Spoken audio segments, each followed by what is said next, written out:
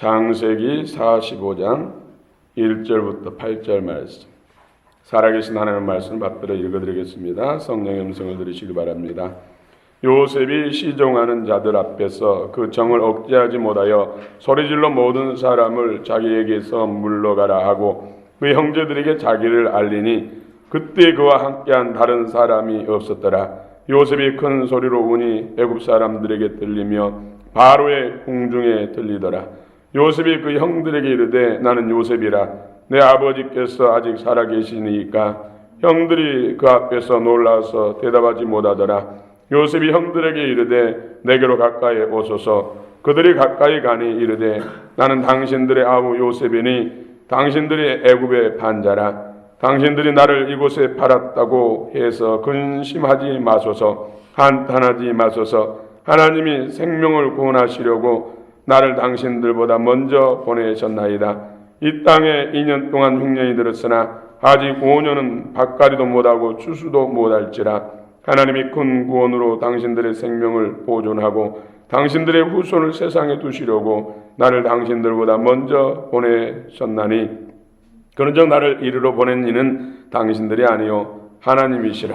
하나님이 나를 바로에게 아버지로 삼으시고 그 온 집에 주로 삼으시며 애굽 온 땅의 통치자로 삼으셨나이다. 아멘. 예.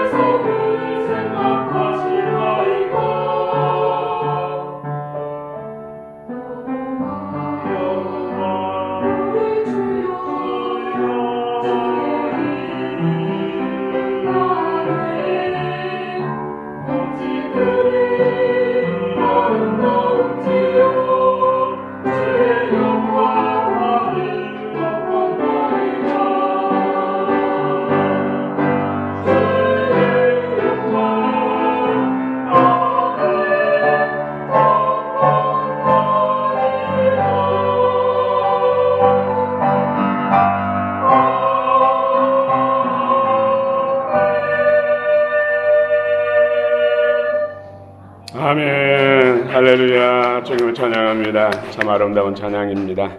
주님께서 기뻐 받으시고 또 크게 우리 찬양대에 복을 주신 줄 믿습니다. 임마누엘, 늘 하나님이 여러분의 삶 속에 구체적으로 함께 하시고 역사하시기를 원합니다. 참 10월, 11월은 좋은 계절인데 이제 참 쌀쌀한 겨울을 느낄 수가 있습니다. 여러분 건강하시기 바랍니다. 오늘은 본문을 중심으로 진정한 그리스도인 요셉, 진정한 그리스도인 요셉.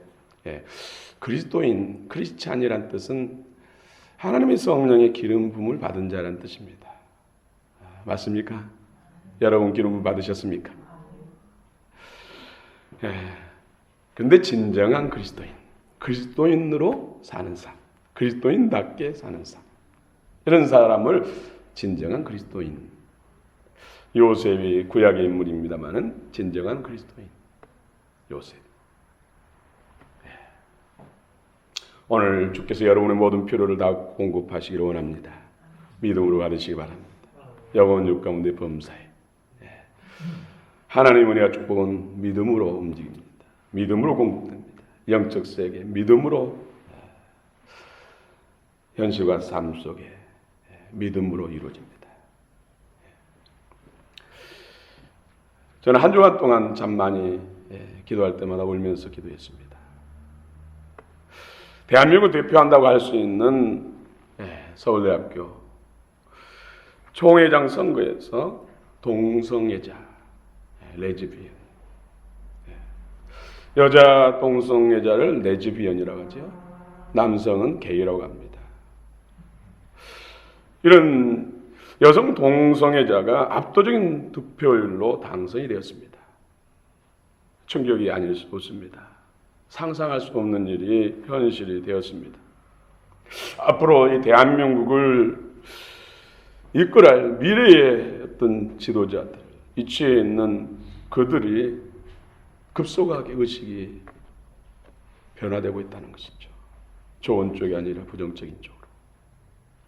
답답한 마음을 금할 길이 없었습니다. 저는 개인적으로 여기에 대해서 분석할 때 그동안 한국교회가 동성애법을 반대하는 집회와 서명운동을 했습니다. 저도 전화하라니까 전화하고, 문자 보내라니까 문자 보내고, 서명하라니까 서명도 했습니다. 여러 가지 운동을 통해서 동성애법이 국회에 통과하는 것은 막을 수 있었습니다. 그것은 그래도 잘한 것으로 여겨집니다. 여러분 동성애 하니까 여러분도 동정을 보낼 수가 있어요. 그런데 생각해 보십시오. 여러분의 자녀나 손자가 결혼하겠다고 배우자를 데려갔는데 아들이 바지 입고 있는 청년을 데려가서 며느리감이라고 소개해 보십시오. 여러분, 그러냐고 환영하겠습니까? 딸이 사익경하고 데려왔는데 같은 치마 입고 여자를 데려갔다고 생각해 보세요. 상상할 수 없지 않습니까? 남일이 아니라는 것이죠. 이런 법을 통과하면 언젠가는 우리 자녀들 가운데서도 후손 가운데서도 이런 일들이 일어난다니까요. 그리고 창조 질서를 거역하는 것이죠. 하나님에 대해서 도전하는 행위잖아요. 동성애를 통해서는 생명이 태어날 수가 없잖아요. 그러면 인류는 자동적으로 망하는 것이죠. 하나님은 생명하고 번성, 땅에 충만을 하고. 이것이 엄청난 죄악이라는 것이죠. 그런데 죄를 죄로 보지 못하고 이것을 비호하고 하는 것이 세상 의식의 변화라는 것이죠. 이 건강한 것이 아니라는 것이죠. 물론 저는 이 사건을 통해서 한국교회가 책임이다. 나부터 책임이다. 한국교회가 진정한 영적 각성 변화 없이는 동성애법을 막을 수 없다. 이 한국교회에 대한 부정적인 무슨 개독교다 하는 이런 부정적인 반발 심리가 이런 시너지 효과로 나타난다는 것이죠. 기독교를 싫어하니까 자기들은 동성애를 반대하면서도 오히려 표를 찍어주는 역할. 그러므로 그리스도인 한 사람으로서 또 한국교회와 우리 후세들을 생각하는 그런 입장에서 저는 많이 회개하고 눈물과 애통으로 기도하는 한 주간이었습니다.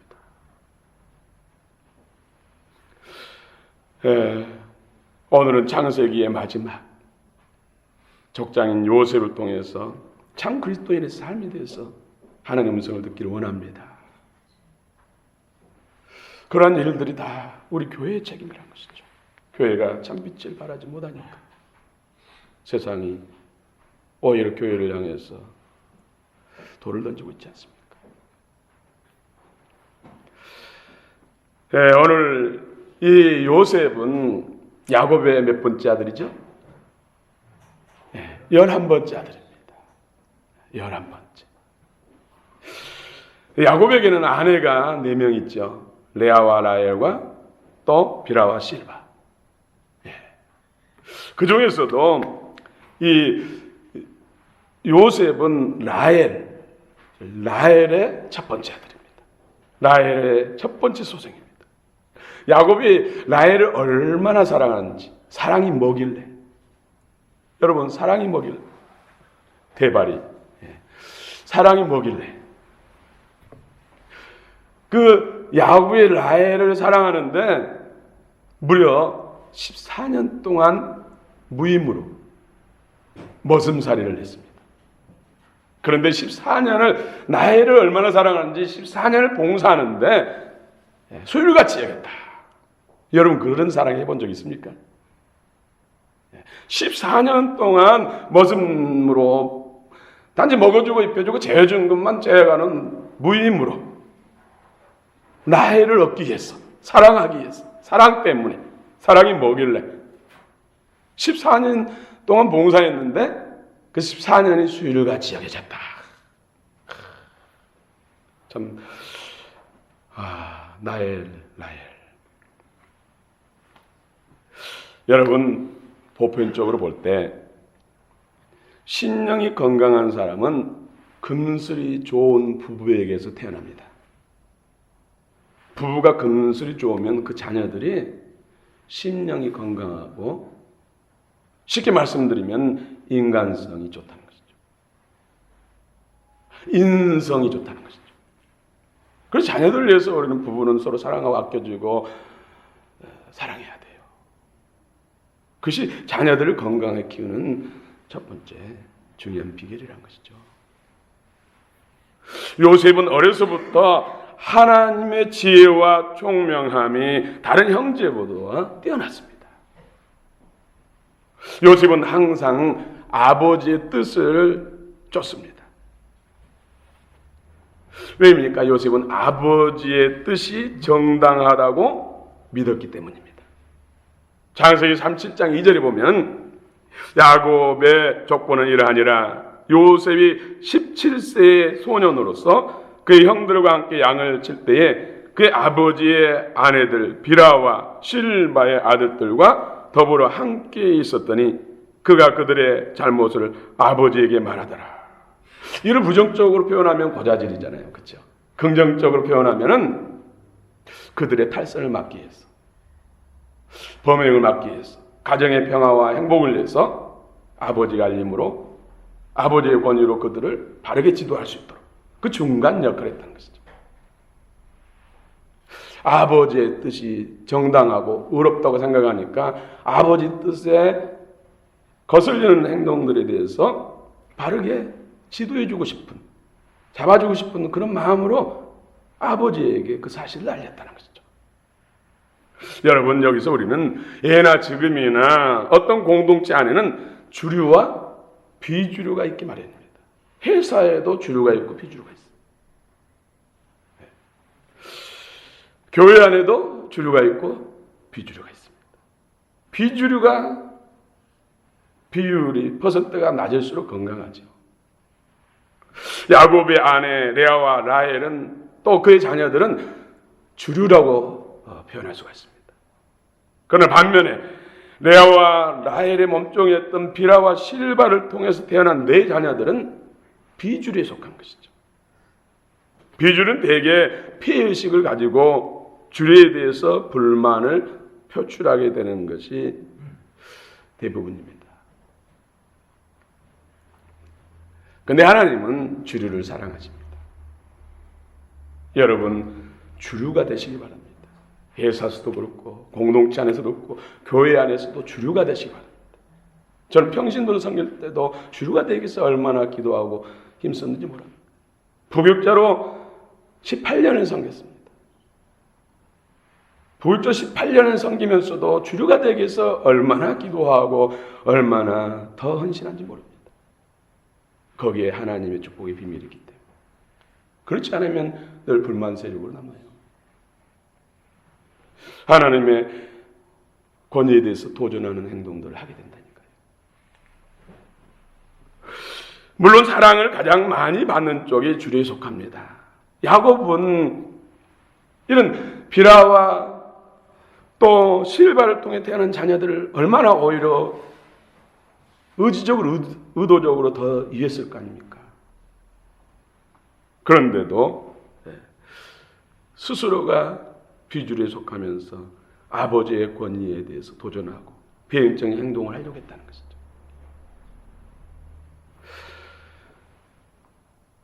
그러다 보니까 레아의 7 자녀들도 비주류의 편을 드는 결과가 야곱의 지나칠 정도로 나엘 사랑, 그 사랑이 고스란히 그 아들 요셉에게 흘러갑니다. 그러니까 레아의 7 자녀들도 은연중에 비주류의 편을 드는 결과를 또 가져옵니다. 물론 야곱의 라헬 사랑은 예수 그리스도의 교회 사랑의 예표입니다. 또 야곱의 요셉 사랑은 성부 하나님의 성자 예수 그리스도의 사랑의 예표입니다. 예수님의 12 제자들 중에서도 요한과 야곱과 베드로는 주류에 속하지. 그리고 가룟 유다는 비주류에 속하는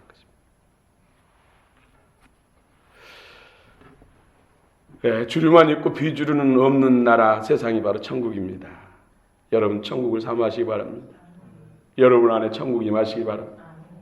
그러면 자동적으로 주류가 되는 것이죠. 요셉은 꿈꾸는 사람입니다. 꿈쟁이 요셉이죠. 요셉의 첫 번째 꿈은 창세기 37장 5절부터 8절 내용입니다. 요셉이 꿈에서 밭에 가서 곡식을 베어서 곡식단을 묶는데 요셉의 곡식단이 있고 다른 형제들의 곡식단이 있는데 요셉의 곡식단을 향해서 다른 형제들의 곡식단이 큰절을 한 것입니다. 이 꿈을 형들에게 이야기했습니다. 그러자 그 형들이 뭐라고 합니까? 내가 우리의 왕이 되겠느냐? 형이 동생에게 큰절하는 것은 왕이 됐을 때 가능한 것이죠. 그럴 수 없다는 것이죠. 내가 우리의 통치자가 되겠느냐? 우리를 다스리겠느냐? 그럴 수 없다는 것이죠. 그 꿈으로 인해서 요셉은 이제 더 핍박을 받습니다. 미움을 받습니다. 요셉의 2 번째 꿈입니다. 창세기 37장 9절부터 11절 내용이죠. 2 번째 꿈은 하늘의 꿈속에서 해와 달과 11별들이 요셉의 별에게 절을 한 것입니다. 해와 달은 뭡니까? 아버지 어머니잖아요. 아버지 어머니까지 절을 했다는 것이죠. 이건 틀림없이 왕이 된다는 것이죠. 요셉은 꿈으로 인해 10명의 형들을 통해서 더 시기심과 또 미움을 받게 됩니다.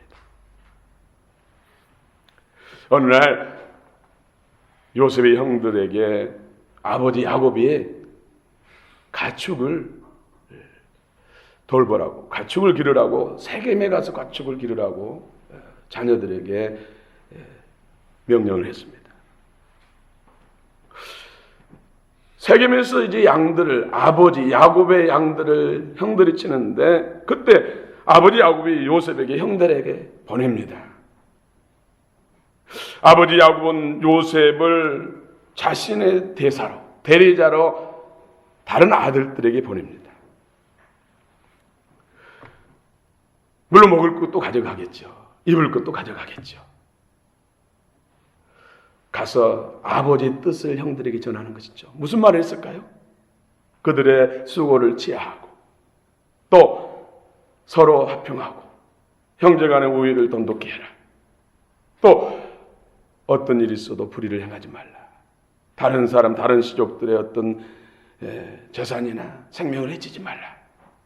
이런 말을 하지 않겠습니까? 그런데 형들이 분명 세겜에 있는 줄 알고 갔는데 세겜에 없습니다. 물어보니까 도단으로 갔다는 것이죠.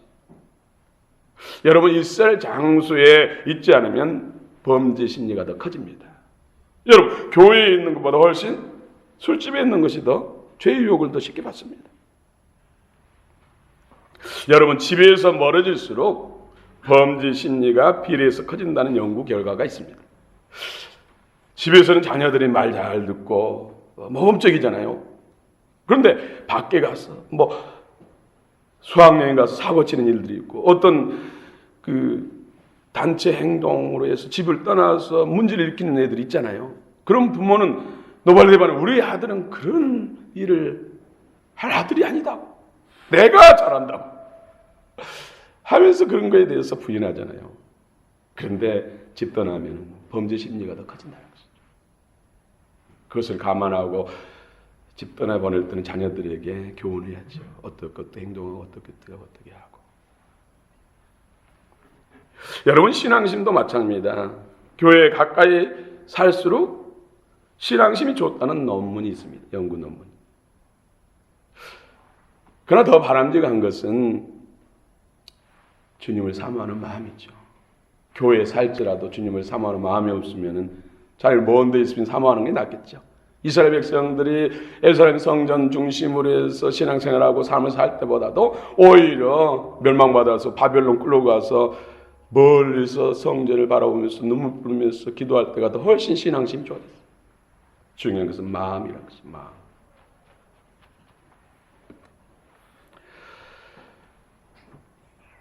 도단에 있던 형들은 요셉을 보자마자 죽이기로 서로 결의합니다.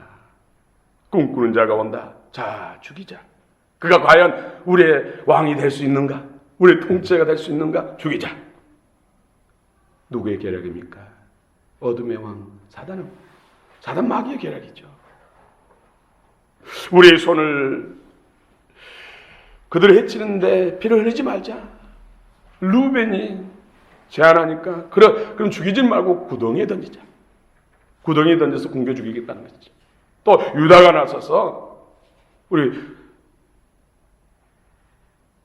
차라리 저기 상인들이 오는데 팔자. 그래서 구덩이에 건짐받고 애굽으로 팔려가는 것이죠.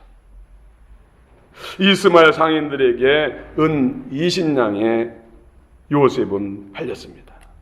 우리 주님이 가룟 유다를 통해서 은 30이 팔린 것처럼 요셉은 은 20냥에 이스마엘 상인들이 팔려가서 애굽의 보디발의 노예가 됩니다.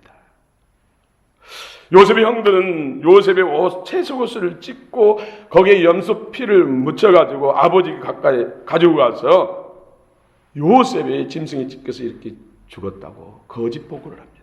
그 일을 요셉의 아버지 야곱은 식음을 전폐하고 아들의 죽음에 대해서 애통하고 비통해합니다. 요셉은 애굽 바로왕의 친위대장 보디발의 노예가 됩니다.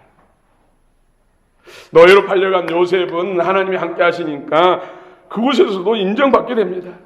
요셉은 보디발의 가정 총무가 됩니다. 여러분, 보디발은 바로의 제2인자예요. 2인자. 지금 같으면 국방부 장관격인데 우리나라 국방부 장관은 그렇게 권세가 충출하지 못하죠. 그러나 애굽의 군대 장관은 모든 권력을 다 가지고 이루고 있습니다. 마음만 먹으면 뭐든지 다 취할 수 있을 정도로 그런 위치에 있다는 것이죠. 그런데 그 가정에 모든 재산을 관할하는 총무가 됩니다. 하나님이 인정하니까 사람도 인정한다는 것이죠. 모든 재산을 관리하는 중책을 맡게 됩니다. 요셉은 이제 17세. 젊습니다. 또 용모가 빼어나다고 성경은 말합니다. 아름답습니다. 건강합니다. 보디발의 아내가 요셉의 그 빼어난 외모와 그 심성에 반하죠. 그래서 유혹을 합니다. 요셉 씨, 동침합시다. 동침합시다. 계속해서 동치미를 같이 먹자는 거예요. 예.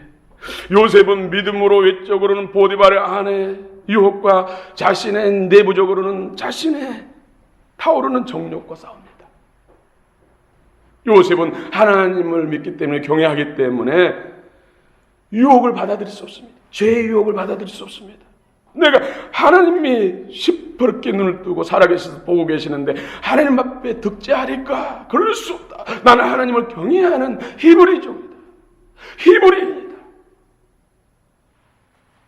나는 하나님을 살아계신 하나님으로 믿고 있는 신앙입니다. 그리스도입니다.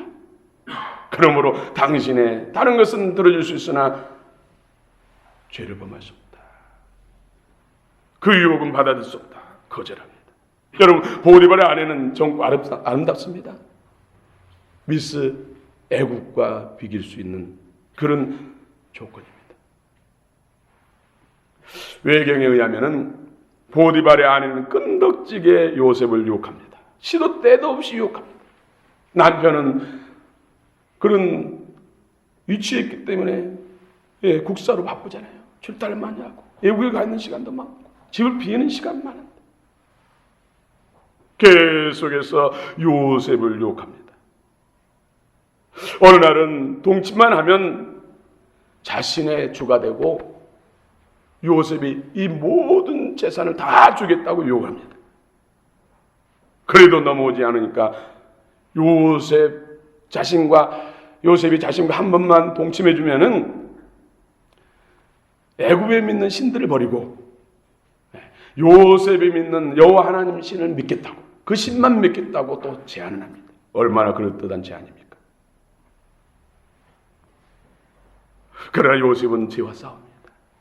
이것이 그리스도인의 건강한 자세라는 것이죠. 요셉은 하나님께 금식하며 새벽을 깨우며 밤을 새우며 자신 속에 타오르는 정욕을 이기기 위해서 눈물로 애통하며 하나님께 간구합니다. 어느 때는 보디발의 아내를 품고 뒹구는 더러운 생각이 돌아와서 그것으로 인해서 금식하며 울부짖며 기도합니다. 그의 믿음의 기도는 음욕으로 요셉을 무너뜨리고자 하는 사단의 관계를 이기고 승리합니다. 요셉이 죄와 맞서 싸우는 거룩을 갈망하는 마음이 바로 참 그리스도인의 모습입니다. 여러분은 어떤 것과 싸우고 있습니까? 누구나 완전한 사람 없습니다. 저도 끊임없이 싸웁니다. 제 속에 생각 속에 들어오는 더러운 생각들이라든지, 저는 꿈속에서도 바르지 못한 것을 꿈을 꾸면 그것 가지고 기도하면서 싸웁니다. 끊임없이 하나님의 기뻐한 뜻을 쫓기 위해서 싸웁니다. 그런데도 그 정도밖에 아니냐 하면 할 말이 없습니다. 8층 교육관 가지고도 얼마나 기도하며 싸운지 모릅니다. 저 교육관으로 인해서 한 명의 아이들이라도 더 효과적으로 공부하는, 또 예배드릴 수 있는 공간을 사용할 수 있다면 유익인데 재정적인, 환경적인, 인간적인 계산으로 인해서 쫓아가지 않고 하나님의 영혼사랑, 생명사랑의 뜻을 쫓기 위해서 끊임없이 싸우는 거예요. 또 어제는 사촌, 어렸을 때부터 친하게 지냈던 사촌 누이의 아들이 결혼식이에요. 성남에서. 이미 초대장도 받았어요. 그런데 우리 사촌들이 많거든요.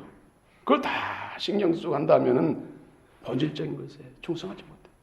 지금은 하나님 바라보고 말씀 연구하고 기도하는 데 힘써요. 내가 그리스도로 더 세워지고 더 충만해져야지. 인정과 혈육에 의해서 그것 챙기다 보면은 본질적인 것을 놓치기 때문에 그것과 끊임없이 싸우다 결국 내려놨습니다.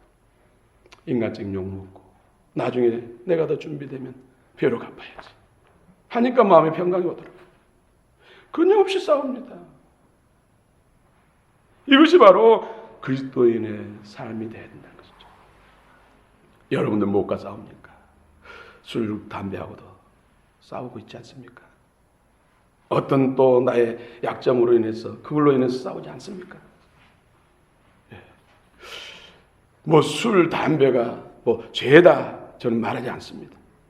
그런데 제가 한 목사님을 기도해 달라고 해서 기도해 드린 적이 있어요.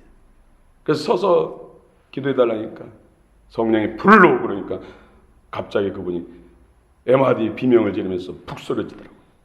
그런데 그분은 목사님인데 니코틴 묵은 냄새, 썩은 냄새가 얼마나 진동하든지 제가 숨이 막힐 적이 있어요. 그래서 순간 목사님 담배 피세요? 그랬더니 아니라고. 왜 그러시냐니까.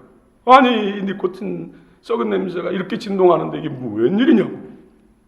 그랬더니 자신이 25년 전까지는 담배를 피웠대요.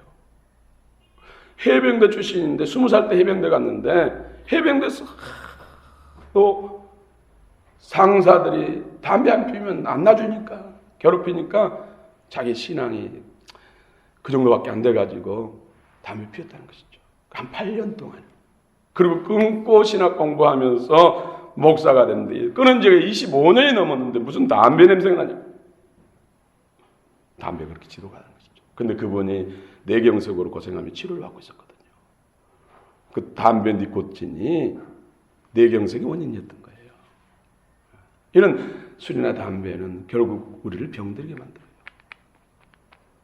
육체적으로 병들게 만들고 정신적으로 약화시키고 그러다 보면 영적으로도 성장하지 못합니다. 그래서 여러분들이 더 긍정적이고 복된 선택을 하시기 위해서는 이런 것들과 싸워야 된다는 것이죠. 한 번에 되지 않습니다. 그래서 서로의 중보기도가 필요하고 서로의 도움이 필요합니다. 우리는 거룩함을 향해서 날마다 전진해 나가야 돼요. 온전함을 향해서 날마다 전진해 나가야 돼요. 하나님이 거룩하니 너희도 거룩하라. 내가 온전하니 너희도 온전하라. 분명히 말씀하고 있지 않습니까? 요셉의 위대한 점은 요셉이 국무총리가 된 것보다도 이런 하나님의 나라를 갈망하며 주님의 형상을 갈망하며 이 하나님의 은혜를 가로막고 믿음의 성장과 성숙을 방해하는 이런 죄의 요소들, 방해 요소들과 끊임없이 싸우고 승리했다는 것이죠. 요셉이 또 형제들을 위해서 옷벗김을 당하고 구덩이에 던져지고 또 노예로 팔려가는 그런 과정을 겪을 때 여러분 형제로 인한 배신감이 얼마나 컸겠습니까? 여러분 남들로 인한 어떤 배신감보다도 내 사랑하는 가족, 특히 남편, 아내의 배신감은 더 큽니다. 가까울수록 배신감, 그 상처는 더 깊어가거든요. 요셉이 무슨 우리 마음과 특별한 다른 사람입니까? 요셉은 목석입니까? 아니라니까요. 외경이 하면 더 괴로워하고 더 그 유혹을 이기기 위해서 피나는 피눈물 나는 믿음의 싸움이 있었다는 것이죠. 형제들을 생각만 하면 이가 갈지 않겠습니까? 그런데 그것을 하나님의 십자가의 사랑, 하나님의 사랑으로 승화시키기 위해서 그는 얼마나 많은 눈을 뿌리고 14년 동안 기도했겠습니까? 그 결과 형제들이 그 원수 자신을 죽이려고 하고 노예로 팔아버리는 그 형들을 만났을 때 오히려 축복하고 용서하고 사랑하는 것이 한순간에 난 것이 아니라는 것이죠. 사단은 보디발의 아내를 통해서 모함합니다. 요셉이 아무도 없을 때 틈을 따서 자기를 겁탈하고 했다. 내가 소리지니 도망갔는데 그의 옷이 증거다. 보디발의 아내는 보디발에게 그 증거물을 대면서 모함합니다. 보디발은 그 증거물을 가지고 요셉을 왕의 감옥에 가둬버립니다. 요셉은 감옥에 들어갔습니다. 그런데 감옥에서도 하나님이 함께 하시니까 형통했더라. 죄인이면서 죄인들을 관리하는 사람이 됩니다. 간수장의 특별한 신임 때문입니다. 바로 왕의 고급 관리 두 사람이 어느 날 그 왕의 감옥에 들어옵니다. 죄를 지어서 들어온 것이죠. 그런데 그들은 한날에 각각 꿈을 꿉니다. 요셉이 떡 굽는 관리와 술 만드는 관리의 꿈을 해석해 줍니다. 꿈의 해석대로 술 맡은 관원장은 복직되고 또 떡 만든 관원장은 교수형의 책에서 죽게 됩니다. 하나님이 또 어느 날 바로 왕에게 꿈을 꾸게 합니다. 두 번의 꿈을 꿉니다. 창세기 41장 1절부터 13절 내용입니다. 첫 번째 꿈은 살찐 암소, 살이 토실토실 찌고 털에서는 윤기가 차르르 흐르는 아름다운 암소 7마리였는데 갑자기 또 강가에서 파리하고 깡마른 흉악하게 생긴 암소 7마리가 오더니 그 살찐 암소 7마리를 다 삼켜버려 뜯어 먹어버립니다. 여러분 꿈이지만 얼마나 끔찍스럽습니까? 깨어나서 온몸이 식은 땀으로 범벅이 됐겠지 않습니까? 이게 무슨 꿈인가? 이 흉악한 꿈인데 또 반복해서 또 어느 날 꿈을 꿉니다. 충실한 7 이삭이 바람에 흔들흔들 하는데 깡마른 7 이삭이 충실한 이삭을 삼켜버립니다. 이것도 보통 꿈이 아닙니다. 반복해서 꿨습니다. 그래서 애굽 나라의 모든 제자들을 불러서 그 꿈이 무슨 꿈인지 해몽하게 하지만 아무도 해몽하지 못합니다. 왜? 하나님이 닫아버리니까. 오직 요셉을 통해서만 해몽시키려고. 그때 복직된 술 맡은 관원장이 요셉을 바로에게 안내합니다. 요셉이 하나님의 영의 감동으로 그 꿈을 명쾌하게 해석합니다. 7년의 흉년이 너무나 심하기 때문에 7년의 풍년 때 곡식을 잘 저장해서 대비해야 한다고 또 처방전까지 내놓습니다. 요셉의 꿈 해몽을 듣고 있던 바로 왕과 거기에 있는 모든 신하들이 좋게 여깁니다. 오케이 합니다. 드디어 요셉은 애굽의 국무총리가 됐습니다. 종으로 팔렸던 그가 13년 만에 애굽의 총리가 된 것입니다. 서열상 2인자지만 실제적인 그 모든 역할들은 최고의 위치에 있는 것이죠. 17세에 노예로 팔려가서 가진 고생을 겪었습니다. 그는 여호와를 경외하는 믿음으로 승리합니다. 13년 후에 그는 애굽의 총리가 됩니다. 여러분은 애굽의 총리만 우리 생각하면 안 됩니다. 애굽의 총리는 또 얼마 안 있어 내려옵니다. 중요한 것은 그 안에 천국이 임하고 하나님의 영광이 있다는 것이죠. 하나님이 그와 함께 하셔서 기근 가운데 7년의 기근 가운데서 자기 가족, 민족을 구원하고 애국과 주변 열방들을 구원하는 그 구원하는 일을 하나님 앞에 주권적으로 쓰임받았다는 것이죠. 바로왕의 꿈대로 7년 풍년과 7년 흉년이 늘었습니다. 풍년 때에 저축한 식량을 흉년 때 팔아서 바로왕과 애굽 나라는 더욱 부강해졌습니다. 가나안 땅에 있는 야곱의 가족에게도 흉년의 고난이 찾아왔습니다. 창세기 42장 내용이죠. 요셉의 10명의 형들이 식량을 구하러 애굽으로 왔습니다. 요셉은 10명의 형들과 상봉합니다. 마음감이 교체하지 않겠습니까? 인간적으로 하면 보복할 수 있는데 그는 충분히 그리스도인으로서 그들을 맞이할 준비가 되어 있었던 것이죠. 그런데 한 가지 스파이 작전을 쓰죠. 가나안에 있는 남은 동생 베냐민과 아버지 야곱과 식구들을 애굽으로 내려오게 하기 위해서 스파이 작전을 씁니다. 이때 마청 루벤이 13년 전에 동생 요셉을 팔아먹은 죄에 대해서 깨닫고 회개를 합니다. 진정한 용서는 회개가 동반돼야 되니까요. 요셉은 지나간 일들에 대한 형들의 분명한 고백을 듣고 자신의 정체를 이제 밝힙니다. 창세기 45장 4절 우리 같이 읽겠습니다. 4절 오늘 본문 4절 시작. 요셉이 형들에게 이르되 내게로 가까이 오소서. 그들이 가까이 가니 이르되 나는 당신들의 아우 요셉이니 당신들이 애굽의 반자라. 얼마나 기절초풍하지 않겠습니까? 안 그래도 자기들을 너무 잘 알고 서열도 따라서 안 치고 너무 잘한 것이 무슨 일인가? 어떻게 된 것인가? 저는 저 사람은 애국 사람이지만은 신의 감동된 사람인가? 했는데 보니까 요셉이라는 거예요. 동생 요셉. 자신들이 죽이려고 했다가 종으로 팔아먹은 요셉 동생.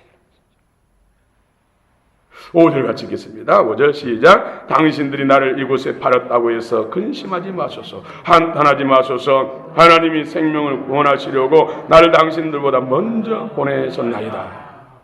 여러분, 얼마나 놀랍습니까?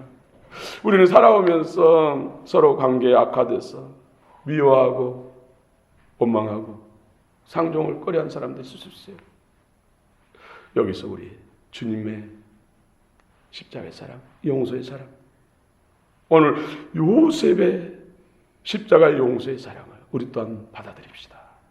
힘들지만 누구를 용서한다는 것, 너 나가 사랑한다는 것, 내게 어떤 아픔을 줬는데, 어떤 피해를 줬는데, 나를 어떻게 대했는데, 그를 어떻게 바라보는 것도 힘든데 용서까지 하고 사랑할 수 있습니까? 그것이 참 그리스도인이라는 것이죠. 우리가 참 그리스도인을 원한다면 주님의 사랑을 믿음으로 받아야 된다는 것이죠. 여러분, 힘들지만 힘듭니다. 저도 애매한 말로 힘들게 만들고 원망하는 일로 인해서 괴로움을 당한 적이 있습니다. 그것을 같이 사역하면서 늘 본다는 것이 쉬운 일이 아니었습니다. 그래서 산에 올라가서 한밤중에 눈물을 흘리면서 의지적으로 그를 용서합니다. 사랑합니다. 더 사랑합니다. 고백하고 수없이 고백하고 내 인간의 힘으로는 안 되니까 주님의 십자가를 의지합니다. 주님의 사랑을 의지합니다. 성령으로 행하시옵소서. 역사하시옵소서. 수없이. 또 사단은요, 얼마나 강조한지 몰라요. 그분의 정말 치명적인 약점을 누구를 통해 또 듣게 하는 거예요. 인간적으로 하면 이게 무슨 일인가 하면서 그것만 터뜨리면 끝나는 것입니다. 그런데도요, 왜 하나님이 시험하게 했어요? 십자가의 사랑 용서를 제 안에 그 마음을 넣어주기 위해서 그런 걸 허락했다는 것이죠. 나중에 또 기도하고 또 기도하고 기도하니까 괜찮아지더라고요.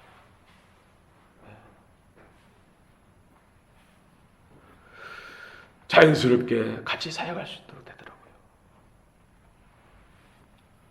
지금까지도 그 비밀은 말한 적이 없습니다.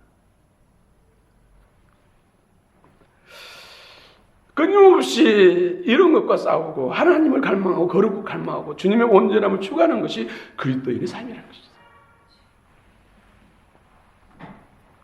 요셉으로 인해서 야곱의 모든 가족들이 기근 대재앙으로부터 구원받고 애국과 주변 나라들이 구원을 받습니다.